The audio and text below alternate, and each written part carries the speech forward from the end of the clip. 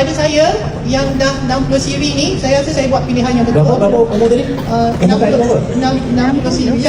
60.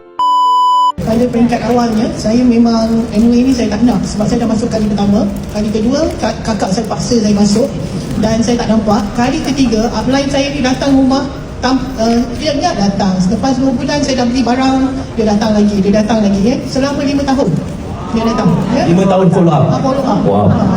Saya reject dia sebab dia ajak saya pergi meeting dekat bank, paling tak seronok meeting. Upline dia, arwah Abang Maizan kata ada pencen, kerja bank tak ada pencen. Pok ni dah lari naik atas. Dengar MOA je terus naik atas, tak turun dah. Kan? Tinggal saya tak nak balik. Jadi saya sign tu sebab nak suruh dia orang buat balik. Bila dia datang balik, dia buat slide dah hancur.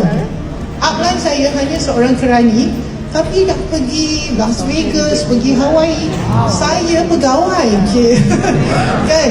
Habis masa di bank daripada pagi sampai malam. Asyik balik Kelantan je doktor. Jadi teruja di situ. Teruskan buat. Di situlah upline ajar saya tegur stranger. Di situlah saya beranikan diri, saya start tegur stranger. Satu pilihan yang betul. So pada anda tak payahlah tunggu 30 tahun. Apa yang ada di tangan anda tu memang pilihan yang betul. Cuma anda kena terus buat kata apa yang Ustaz share tadi, buat ya. And jangan give up. Ya, ada cabaran datang dari berbeza, ada dari suami, ada daripada anak, ada daripada kawan-kawan. Tapi you all jangan disebabkan cabaran you all jadi lemah. Sebab bisnes ni sangat berbaloi ya. So pada saya yang dah 60 siri ni, saya rasa saya buat pilihan yang betul. Berapa umur tadi? 60 siri. Ya. 66. So saya rasa bukan hanya duit you dapat kawan-kawan yang positif ya. You dapat kesihatan ya. And keep on doing. Jangan give up ya. Jangan cepat mengalah.